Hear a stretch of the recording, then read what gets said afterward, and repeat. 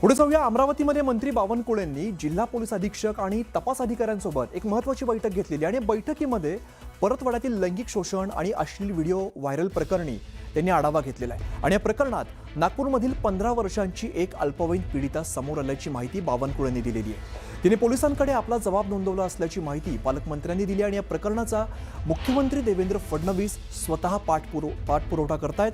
आरोपी देशाच्या कोणत्याही कोपऱ्यात लपले असले तरी सुद्धा त्यांना सोडलं जाणार नाही असा इशारा बावनकुळेंनी दिलेला आहे. दरम्यान जप्त केलेले सर्व डिजिटल डिव्हाइसेस जे आहेत ते फॉरेन्सिक लॅबला पाठवण्यात आलेत. आणि विशेष म्हणजे अनिल बोंडे, नवनीत राणा आणि पॅरे खान यांनी मीडियात दावे करण्यापेक्षा त्यांच्याकडे असलेले पुरावे पोलिसांना द्यावेत असा कडक शब्दात बावनकुळेंनी त्यांचे कान टोचलेले आहेत. पीडित मुलींची ओळख गुप्त ठेवली जाईल, त्यामुळे जास्तीत जास्त पीडितांनी पुढे येण्याचं आवाहन त्यांनी केलेलं आहे.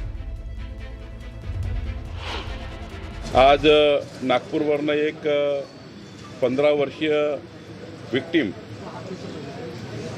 त्याचाही तपास सुरू आहे. त्यांचं बयान चालू आहे. त्या बयानानंतर अजून पोलिसांची कारवाई सुरू होईल. खरं तर या मोबाईलवर व्हायरल झालेल्या या प्रकरणामध्ये पोलिसांनी कॉग्निशन घेऊन गुन्हे दाखल केले आहेत. यामध्ये कोणी स्वतःहून पोलीस स्टेशनला गुन्हे दाखल करण्याकरता आलं नाही.